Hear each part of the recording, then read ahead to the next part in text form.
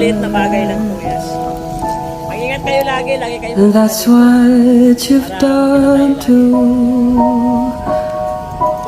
Nothing more to say.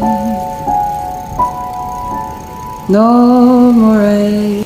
Dahil galing akong bakery, binilhan ko na rin siya ng tinapay para may merienda na din. O diba, solve na yung buong araw ni tatay.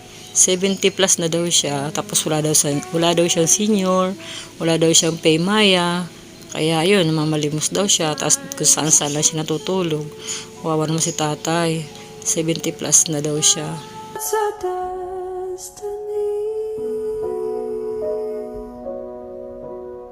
The winner takes it all. The loser standing small.